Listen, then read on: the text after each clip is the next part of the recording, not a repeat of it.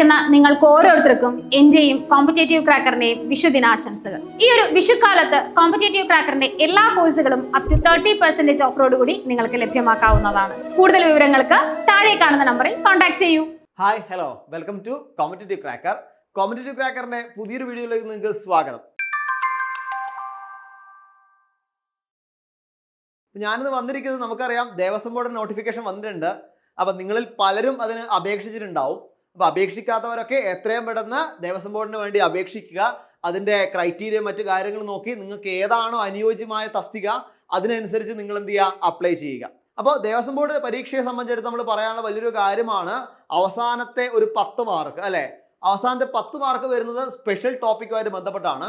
So ആ special ടോപ്പിക്കുമായിട്ട് ബന്ധപ്പെട്ട് ഏതൊക്കെ ഏരിയയിൽ നിന്നാണ് മാർക്ക്, അതായത് ഏതൊക്കെ ഏരിയയിൽ നിന്നാണ് ക്വസ്റ്റ്യൻസ് ചോദിക്കുക എന്ന കാര്യങ്ങൾ നമുക്ക് നോക്കാം. അപ്പൊ അതിനു വേണ്ടിയിട്ടാണ് വീഡിയോ.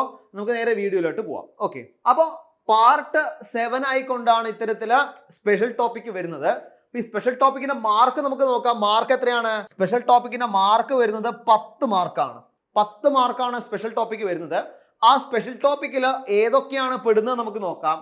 ഒന്നാമത്തത് ക്ഷേത്ര കാര്യങ്ങൾ, പിന്നീട് ഹൈന്ദവ സംസ്കാരങ്ങൾ, കൂടാതെ ആചാര അനുഷ്ഠാനങ്ങൾ, അതേപോലെ വിവിധ ദേവസ്വം ബോർഡുകൾ മുതലായവ. ഇതൊക്കെയാണ് പ്രധാനപ്പെട്ട ടോപ്പിക്കുകളായിട്ട് വരുന്നത്.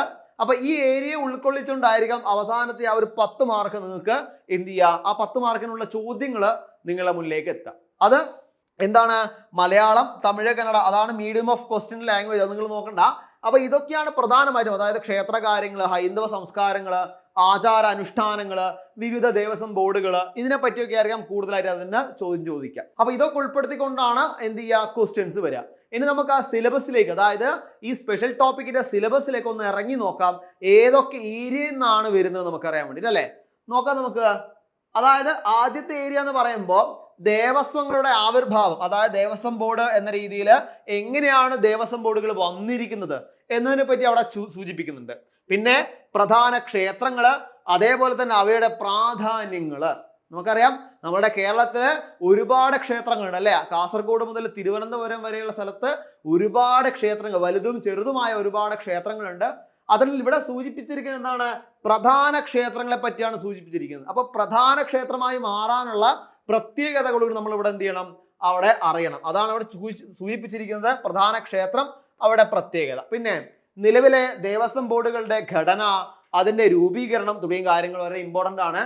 പിന്നീടാണ് അവിടെ വരുന്ന ഏറ്റവും ഇമ്പോർട്ടന്റ് ആയ ടോപ്പിക്ക് പ്രധാന ക്ഷേത്രോത്സവങ്ങൾ. അതായത് ഈ ക്ഷേത്രോത്സവങ്ങളെ പറ്റി പറയുന്ന സമയത്ത് നമ്മൾ മനസ്സിലാക്കണം, ഒരു വർഷത്തിന്റെ ഒരു സമയം മുതൽ മറ്റൊരു സമയം വരെ ആയിരിക്കാം പ്രധാനമായിട്ടും ക്ഷേത്ര ഉത്സവങ്ങൾ ഉണ്ടാവുക. ആ ഉത്സവങ്ങൾ തന്നെ പലയിടത്തും പല രീതിയിലാവും. നമ്മൾ മലബാർ ഏരിയ ആ ഏരിയയിലോട്ട് വരികയാണെങ്കിൽ അവിടുത്തെ ഉത്സവങ്ങൾക്ക് വ്യത്യാസം ഉണ്ടാവാം. അവിടെ നമ്മളെ കേരളത്തിന്റെ മധ്യഭാഗത്ത് വരികയാണെങ്കിൽ അവിടെ വ്യത്യാസം ഉണ്ടാവാം.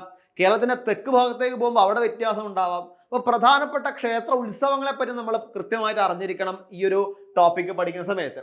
പിന്നീട് പല അനുഷ്ഠാന ചടങ്ങുകൾ. നമ്മുടെ കേരളവുമായി ബന്ധപ്പെട്ട് പറയുകയാണെങ്കിൽ ഒരുപാട് ആചാര അനുഷ്ഠാനങ്ങളുള്ളൊരു സ്ഥലം കൂടിയാണ് നമ്മളെ കേരളം.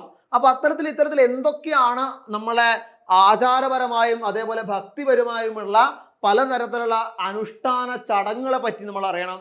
അതേപോലെ അവയുടെ പ്രാധാന്യം എന്താണെന്ന് നമ്മൾ അറിയണം. അത് മാത്രം അറിഞ്ഞാൽ പോരാ, പ്രാധാന്യം, ഇപ്പോഴത്തെ സാമൂഹിക പ്രതിബദ്ധത അല്ലെങ്കിൽ സാമൂഹികമായി എന്താണ് അവിടെ അതിന് പ്രസക്തി, അതുകൂടി നമ്മൾ ഇവിടെ എന്ത് ചെയ്യുന്നുണ്ട്, പ്രധാനമായിട്ടും പറഞ്ഞിട്ടുണ്ട്. പിന്നീട് ഹൈന്ദവ പുണ്യമാസങ്ങള്, പുണ്യദിനങ്ങള്, നമ്മൾ പറയില്ല ഏകാദശി, ഗുരുവായൂർ ഏകാദശി, അതേപോലെ തൃപ്രയാർ ഏകാദശി എന്നൊക്കെ നമ്മൾ പറയാറില്ല. അതേപോലെ വൈശാഖ മാസം, ഇത്തരത്തില് ഹൈന്ദവരുടെ പ്രധാനപ്പെട്ട മാസങ്ങള്, അതേപോലെ പുണ്യദിനങ്ങള്, പുണ്യമാസങ്ങള്, ഈ കാര്യങ്ങളൊക്കെ നമ്മൾ അറിഞ്ഞിരിക്കണം. അത് ആദ്യത്തെ കാര്യമാണ്. അതുകൂടാതെ ക്ഷേത്ര കലകൾ എന്നത് വളരെ ഇമ്പോർട്ടൻ്റ് ആണ്. ക്ഷേത്ര കലകള്, അതേപോലെ അനുഷ്ഠാന കലകള്, ഇതൊക്കെ നമ്മൾ പഠിക്കണം. പിന്നീട് നമ്മൾ പോകുന്നു കേരളീയ ക്ഷേത്ര വാസ്തുശൈലി, അതേപോലെ ക്ഷേത്രത്തിൽ നമ്മൾ പോയാൽ വേണ്ട മര്യാദകൾ എന്താണ്, ചെരുപ്പഴിച്ചേ കയറാവൂ, അതേപോലെ തന്നെ എന്താണ് പുരുഷന്മാർ ഷർട്ട് അയച്ചുകൊണ്ടേ ക്ഷേത്രത്തിന്റെ അകത്തേക്ക് കയറാവൂ, അങ്ങനെയുള്ള ഒരുപാട് മര്യാദകളുണ്ട്. അത് നമ്മൾ നോക്കണം, അതവിടെ പഠിക്കേണ്ടതാണ്. പിന്നീട് ക്ഷേത്രവാദ്യങ്ങൾ, അതേപോലെ ക്ഷേത്ര സംഗീതം, അത് ഉപയോഗിക്കുന്ന വിഖ്യാതമായ ക്ഷേത്രവാദ്യ കലാകാരന്മാരെ പറ്റി, അതേപോലെ വാസ്തുവിദ്യ ഗുരുകുലങ്ങൾ, ഇതൊക്കെയാണ് പ്രധാനമായിട്ട് അവിടെ എന്ത് വരുന്നത്, ക്ഷേത്രവുമായി ബന്ധപ്പെട്ട് വരുന്ന ഇമ്പോർട്ടൻ്റ് ആയിട്ടുള്ള ടോപ്പിക്കുകൾ. ഇനി അത് മാത്രമല്ല, അവിടെ നമ്മൾ വേദങ്ങളെ പറ്റിയും പഠിക്കേണ്ടതായ ആവശ്യമുണ്ട്. എന്താണ് വേദങ്ങള്? വേദങ്ങള്, ഉപനിഷത്തുകള്, പുരാണങ്ങള്, ഇവയൊക്കെ പറ്റിയുള്ള അടിസ്ഥാനമായ വിവരങ്ങൾ അതും കൂടി നമ്മൾ ഇവിടെ മനസ്സിലാക്കി വെക്കണം. പിന്നീട് പോകുന്നു ഭക്തി പ്രസ്ഥാനം. ആ ഭക്തി പ്രസ്ഥാനത്തിലെ പ്രധാനമായ നായകന്മാർ ആരൊക്കെയാണ് ഭക്തി പ്രസ്ഥാനത്തിന്റെ നായകന്മാർ? അതേപോലെ വിഖ്യാത മത ആചാര്യന്മാര്, ആത്മീയ ആചാര്യന്മാര്, അതേപോലെ സാമൂഹ്യ പരിഷ്കർത്താക്കള്, തത്വചിന്തകന്മാര്, അവരവരുടെ സംഭാവനകള്, അതേപോലെ ആത്മീയ സദ്വചനങ്ങള്, അല്ലെ, അതുപോലെ അവയുടെ ഉദ്ഘോഷങ്ങള്, ഇങ്ങനെയുള്ള ഒരുപാട് കാര്യങ്ങളാണ് നമ്മൾ ആത്മീയ ചിന്തയുമായി ബന്ധപ്പെട്ട് അവിടെ പഠിക്കാനുള്ളത്. അപ്പൊ നമുക്ക് പറയുകയാണെങ്കിൽ ഈ ടോപ്പിക്കിനെ നമുക്ക് 3-4 ഭാഗങ്ങളായി തരംതിരിക്കാം. ഒന്ന് ദേവസംബോധനെ പറ്റി, അതേപോലെ ഒന്ന് ക്ഷേത്രങ്ങളെ പറ്റി, മറ്റൊന്ന് ആചാര അനുഷ്ഠാനങ്ങളെ പറ്റി, ഇനി മറ്റൊന്ന് പറയുമ്പോൾ ഇത്തരത്തില് സാമൂഹ്യ പരിഷ്കർത്താക്കള്, മത ആചാര്യന്മാരെ പറ്റി, പിന്നീട് മറ്റൊന്ന് വാസ്തുവിനെ പറ്റി. ഇങ്ങനെ 4-5 ഭാഗങ്ങളായിക്കൊണ്ട് നമുക്ക് ഈ ഏരിയ എന്ത് ചെയ്യും, പഠിക്കാൻ വേണ്ടി പറ്റും. ഇനി അവസാന ഏരിയയിലോട്ട് പോവുകയാണെങ്കിൽ Travancore Cochin Hindu religious institution act 1950 act, അതേപോലെ ദേവസ്വം ബോർഡ് റിക്രൂട്ട്മെന്റ് ബോർഡുകള്, അവയുടെ കടമകള്, ഈ കാര്യങ്ങൾ നമുക്ക് പറയണം. അപ്പോൾ നമ്മൾ 10 മാർക്ക് എന്ന് വിചാരിച്ചുകൊണ്ട് ചെറിയ ഏരിയ അല്ല നമ്മളെ മുന്നിലുള്ളത്, ഒരുപാട് വലിയ ഏരിയ തന്നെയാണ്. ഈ വലിയ ഏരിയ നമുക്ക് 10 മാർക്കാ ചോദിക്കുള്ളൂ. പക്ഷെ ആ 10 മാർക്ക് നമ്മളെ സംബന്ധിച്ചിടത്തോളം വളരെ ഇമ്പോർട്ടൻ്റ് കൂടിയാണ്. കാരണം ദേവസ്വം ബോർഡിന്റെ എക്സാം ആയതുകൊണ്ട് തന്നെ ക്ഷേത്രവുമായി ബന്ധപ്പെട്ടാണ് കൂടുതലായിട്ട് എന്ത് ചെയ്യുക, നമ്മൾ ചെയ്യേണ്ട കാര്യങ്ങൾ, ജോലി, മറ്റ് കർത്തവ്യങ്ങൾ. അതുകൊണ്ട് തന്നെ ഈ ഒരു ഏരിയ നമ്മളെ സംബന്ധിച്ചിടത്തോളം വളരെ ഇമ്പോർട്ടൻ്റ് ആയിട്ടുള്ള ഒരു ഏരിയ ആണ്. സോ പഠിക്കാനുള്ള ഏരിയ വലുതാണ് എന്ന് വിചാരിച്ച് നമ്മൾ എന്ത് ചെയ്യരുത്, സ്കിപ്പ് ചെയ്യരുത്. ഇതിൽ നിന്ന് 10 മാർക്കാണ്, ആ 10 മാർക്കായിരിക്കാം നിങ്ങളെ ചിലപ്പോൾ എന്തിലേക്ക് എത്തിക്കുക, റാങ്കിലേക്ക് എത്തിക്കുക. സോ വളരെ ഇമ്പോർട്ടൻ്റ്, മറ്റ് സബ്ജക്റ്റിന് കൊടുക്കുന്ന പോലെ തന്നെ ഇമ്പോർട്ടൻ്റ് എന്ത് ചെയ്യുക, ഈ ഒരു സബ്ജക്റ്റിന് കൊടുക്കുക.